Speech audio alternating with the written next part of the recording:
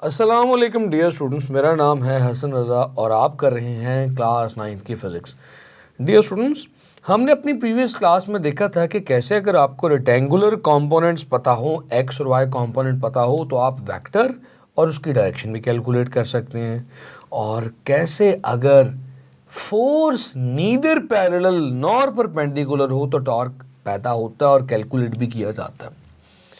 बातें तो मैंने बोल दी, लेकिन इन बातों को प्रैक्टिकल एप्लीकेशन के बगैर समझाना ऐसे ही है कि जैसे आपने सारी मेहनत को बेकार कर दिया। डियर स्टूडेंट्स, तो आज के अगले डिस्कशन पर इक्विलिब्रियम पर चलने से पहले थोड़ी सी पुरानी बात की एप्लीकेशन डिस्कस करना बहुत ज़रूरी है। चलिए करते हैं। मैंने आपको एक सवाल, एक केस बनाकर देना है। अगर आप उसे सॉल्व करने में कामयाब हो गए तो यूँ समझ लीजिए कि हमारी पुरानी मेहनत का फल हमें मिल गया। सपोज करें कि एक ब्लॉक पर एक स्टूडेंट दो फोर्सेस लगा रहा है। एक स्टूडेंट इस ब्लॉक को उठाना चाह रहा है, वाई एक्सिस पर भी खींच रहा है। वाई एक्सिस पर खींचने के लिए वो इस पर 3 न्यूटन्स की फोर्स लगा रहा है और इसे आगे भी धकेलना चाह रहा है। आगे धकेलने के लिए वो इस पर 4 न्यूटन की फोर्स लगा रहा है।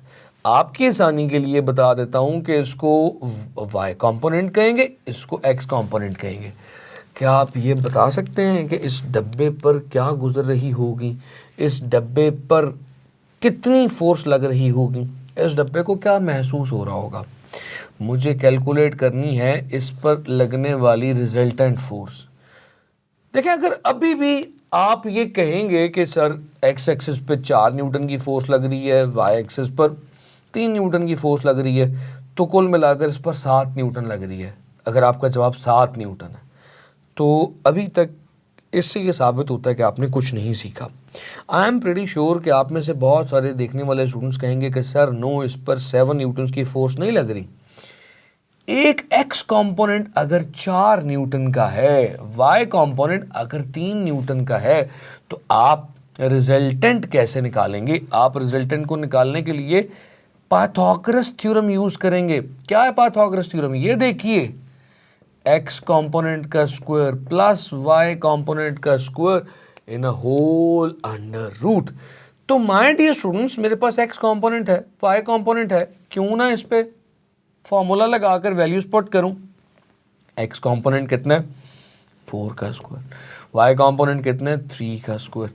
तो f वुड बी 4 का स्क्वायर 16, 3 का square 9, 16 plus 9 that is under root 25। f is equals to 5 newton. तो इन दोनों की मिलकर हमारे ब्लॉक पर 5 न्यूटन की फोर्स लग रही है। 7 न्यूटन नहीं, 5 न्यूटन। यही तो सीखा है, determination of vector using rectangular component. ये तो इसका क्या आ गया? ये तो इसका मैग्नीट्यूड आ गया। लेकिन ये फोर्स कहाँ लग रही होगी? डब्बे को कहाँ महसूस हो रहा होगा फोर्स लग रही है? कैसे करें? आपको तरीका बता चुका हूं। Just do calculation on your calculator, tan inverse fy over fx।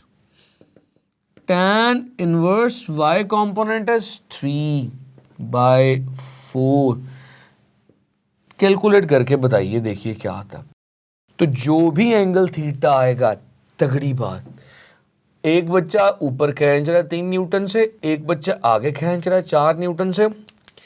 डब्बे को नहीं पता कि ऊपर कौन खींच रहा है, आगे कौन खींच रहा है। डब्बे को ये महसूस होगा कि भाई मुझे इस एंगल थीटा पर 5 न्यूटन से खींचा जा रहा है। डब्बे को नहीं पता कि मुझे 4 न्यूटन से आगे खींच रहे हो, 3 न्यूटन से ऊपर खींच रहे हो। उसको इतना पता है कि मुझे 5 न्यूटन से किसी खास एंगल थीटा पे खींचा जा रहा है। This is what we meant by determination of force using its rectangular component. Okay, if you are done with this concept, तो let's do have a application of the previous concept. मैंने कहा था कि मेरे पास एक लकड़ी का तख्ता है। लेट्स से जिस पॉइंट पर इस पर फोर्स लग रही है, फासला अगर 1 मीटर लॉन्ग ये रॉड हो जाए और इस पर जो फोर्स मैं लगा रहा हूँ, let's say at an angle of 30 degree कर लेते हैं, तो बताइए क्या ये घूमेगा? आप कहेंगे सर एब्सोल्युटली घूमेगा। आप ही ने तो हमें बताया था लास्ट टाइम कि बेशक फोर्स ना तो पैरेलल है ना परपेंडिकुलर है, लेकिन फोर्स में एक कंपोनेंट फोर्स का है जो कि मोमेंट आर्म के परपेंडिकुलर है। ये साइन थीटा इस प्लैंक को घुमाएगा, तो बता सकते हैं कितना टॉर्क लगेगा? बिल्कुल बताया जा सकता है। Torque is equal to R F, formula last time करवाया था sine theta. So things are very simple. ये 1 मीटर का प्लैंक है, बच्चा टोटल फोर्स 60 न्यूटन की इस पर लगा रहा है, तो टॉर्क बताइए कितना एक्सपीरियंस करेगा ये लकड़ी का तख्ता? 1 मीटर 60 इंटू साइन 30। कैलकुलेटर पे लेकर देखें साइन 30 क्या आता है, इट्स 1/2, तो 60 साइन 30 1/2 है, तो कैंसिल होके हमारा plank 30 newton meters of torque experience करेगा। बात समझ में आई बच्चों? This is how you calculate torque using resolution of vector. This is how you calculate force using its rectangular components, right? See, now let's get back to the concept of equilibrium. Equilibrium से क्या मुराद है, क्या मतलब है equilibrium का, किसे कहते हैं equilibrium? Dear students, equilibrium को आसान अल्फाज में बच्चों को समझाने के लिए मैं कहता हूँ something which is completely balanced is in the state of equilibrium. Equilibrium का कॉन्सेप्ट ना बड़ा आसान सा है। Equilibrium कहते हैं किसी ऐसी बॉडी को जिसमें कोई एक्सेलरेशन ना प्रोड्यूस हो रही हो, एक बॉडी जो कि मुकम्मल तौर पे बैलेंस हो जाए, जिसमें किसी किस्म की कोई एक्सेलरेशन ना हो, उसे इक्विलिब्रियम कहते हैं। A body is an equilibrium if there is no acceleration. ये इतनी बड़ी पहचान है कि आप कभी भी जज कर लेंगे कि कौन सी बॉडी इक्विलिब्रियम है। हर non accelerating body, zero acceleration वाली बॉडी हमेशा इक्विलिब्रियम पे होती है। वो उस पर वो मुकम्मल तौर पे बैलेंस में होती है। अच्छा, अगर किसी बॉडी को हमने इक्विलिब्रियम में लेके जाना है तो क्या शराइत हैं, क्या कंडीशंस हैं? एक बात, इक्विलिब्रियम कितनी टाइप्स का होता है? दो बातें। अब इक्विलिब्रियम पहले मैं आपको बताता हूं, there are 2 types of equilibriums. कितनी टाइप्स के इक्विलिब्रियम है जी? 2। सबसे पहला है स्टैटिक इक्विलिब्रियम, दूसरा है डायनामिक इक्विलिब्रियम। ये स्टैटिक इक्विलिब्रियम क्या होता है अभी मुझे भी नहीं पता, डायनामिक इक्विलिब्रियम क्या होता है मुझे भी नहीं पता।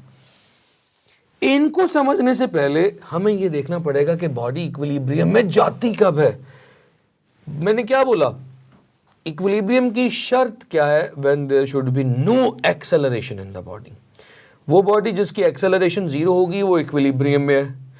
फिर मैंने कहा इक्विलिब्रियम के 2 टाइप्स हैं। देखो, पहले ये तो जान लो कि बॉडी की 0 एक्सेलरेशन अचीव कैसे होगी, कंडीशंस ऑफ इक्विलिब्रियम क्या है। ये एमसीक्यू है एक छोटा सा। टाइप्स ऑफ इक्विलिब्रियम 2 है, स्टैटिक डायनामिक। एमसीक्यू के लिए पता है होती है, आगे डिटेल से मैं बताऊंगा आपको।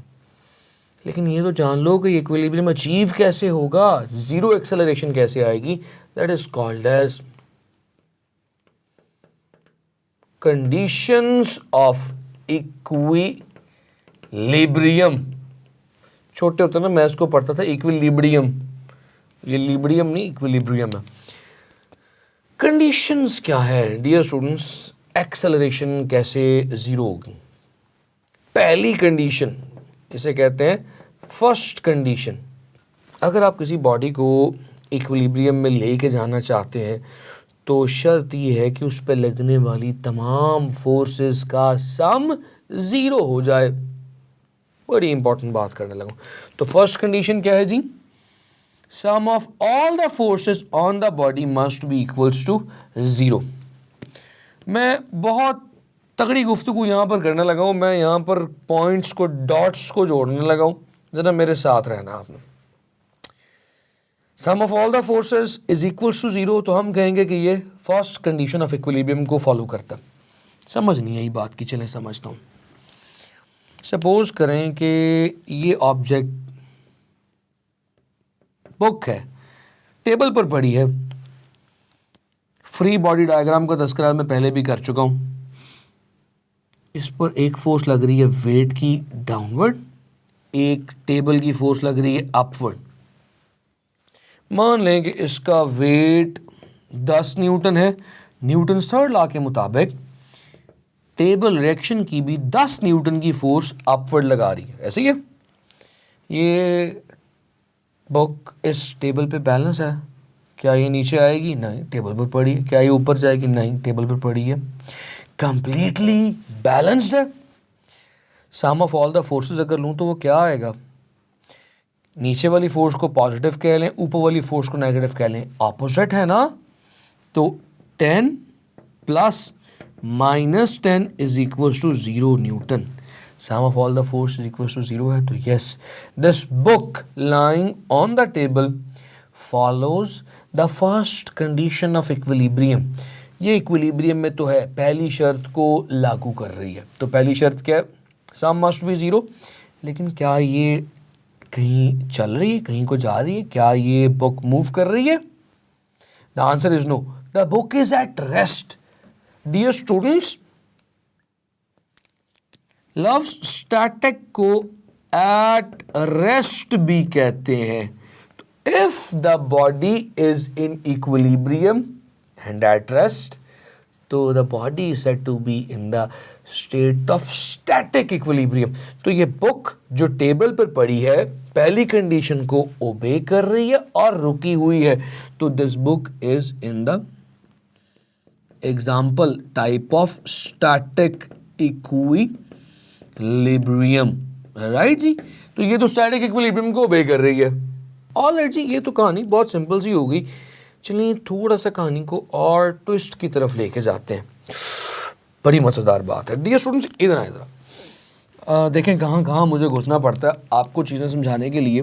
सपोज़ करें कि दिस इज़ अ रोड और रोड पर ये है मेरी गाड़ी जो कि मैं आगे लेके जा रहा हूँ। कॉन्सेप्ट लेना ज़रा, यूनिफॉर्म वेलोसिटी से। डियर स्टूडेंट्स, अगर तो वेलोसिटी यूनिफॉर्म है तो क्या ख्याल है एक्सेलरेशन क्या होगी? एक्सेलरेशन की डेफिनेशन क्या है? Rate of change of velocity. अगर वेलोसिटी यूनिफॉर्म है तो वेलोसिटी चेंज नहीं हो रही। अगर वेलोसिटी चेंज नहीं हो रही तो एक्सेलरेशन 0 है। तो अगर तो बॉडी यूनिफॉर्म वेलोसिटी से ट्रैवल कर रही है, that means it's acceleration is already 0। तो हमें एक थप्पा, एक मोहर पहली लग गई। गाड़ी यूनिफॉर्म वेलोसिटी से चल रही है, नो एक्सेलरेशन, एक्सेलरेशन 0, इक्विलिब्रियम है। लेकिन अब हमें साबित भी तो करना है ना। कानून तो नाबीना है, अंधा है। फिजिक्स का कानून अंधा, लॉ अंधा है। साबित करना पड़ेगा कि ये वाकई इक्विलिब्रियम पे है। देखो बच्चों, गाड़ी को चलाने के लिए एक फोर्स रिक्वायर्ड है जो कि गाड़ी का इंजन पैदा कर रहा है आगे की तरफ, अप्लाइड फोर्स। लेकिन गाड़ी सड़क पर चल रही है, सड़क और टायरों के दरमियान रुकावट की फोर्स फ्रिक्शन होती है। फ्रिक्शन की direction opposite to the motion है। इसको स्मॉल एफ से लिख देता हूं। डियर स्टूडेंट्स, जब इंजन की फोर्स फ्रिक्शनल फोर्स के इक्वल और ऑपोजिट हो जाएगी, उस वक्त हमारी गाड़ी यूनिफॉर्म वेलोसिटी से ट्रैवल करने लगेगी और एक्सेलरेशन 0 हो जाएगी। जुमला फिर बोल रहा हूँ, दोबारा पीछे करके भी सुन सकते हो, मेरी बात दोबारा गौर से सुनो। जब इंजन की फोर्स और फोर्स ऑफ फ्रिक्शन इक्वल और ऑपोजिट हो जाएंगे, उस वक्त हमारी गाड़ी यूनिफॉर्म वेलोसिटी से चलने लगेगी और एक्सेलरेशन 0 हो जाएगी। तो ये भी तो sum of all the forces equals to 0 है और इस वक्त हमारी गाड़ी चल रही है यूनिफॉर्म वेलोसिटी से। डायनामिक कहते हैं मोशन को। तो हमारी बॉडी की एक्सेलरेशन 0, बॉडी इक्विलिब्रियम में है, sum of forces along x axis 0 है और बॉडी चल भी रही है। तो this is called as dynamic equilibrium. तो ये केस बनेगा डायनामिक इक्विलिब्रियम का। इक्विलिब्रियम की शॉर्ट फॉर्म EQ लिख रहा हूं, परेशान नहीं होना। आप देख रहे हैं मैंने क्या किया, फर्स्ट कंडीशन को फर्दर दो कैटेगरीज में स्प्लिट करके दिखा दिए। ये sum of all the forces along y axis zero था, तो वाई एक्सेस का सम भी जीरो होना चाहिए। ये sum of all the forces along x axis zero था। इनमें से एक मिसाल मैंने आपको खड़े खड़े स्टैटिक इक्विलिब्रियम की भी दे दी कि अगर बॉडी फर्स्ट कंडीशन को फॉलो करे और रुकी हुई हो तो स्टैटिक इक्विलिब्रियम, अगर बॉडी फर्स्ट कंडीशन को फॉलो करती और चल रही होती तो ये डायनामिक इक्विलिब्रियम है। कंडीशंस क्या है, अब बॉडी जिसमें चल भी सकती है, उसमें बॉडी रुकी भी हो सकती। ऑलराइट जी, उम्मीद करता हूँ कि ये फर्स्ट कंडीशन सिर्फ अभी मैंने आपसे डिस्कस की है, आपको क्लियर हुई है, आपको समझ आई है इक्विलिब्रियम की। सेकंड कंडीशन अभी आपसे शेयर करनी है, फिर सेकंड कंडीशन के बाद स्टेट्स भी आपसे शेयर करनी है। लेक्चर्स बहुत ज़्यादा इंटरकनेक्टेड हैं, इन्फॉर्मेशन एक लेसन में मैं बहुत इन्फॉर्मेशन आपके लिए डाल रहा हूँ। उम्मीद करता हूँ कि आपको चीज़ें समझ आ रही हैं। अपना बेइंतहा ख्याल रखें। See you in the next lesson. अल्लाह हाफ़िज़।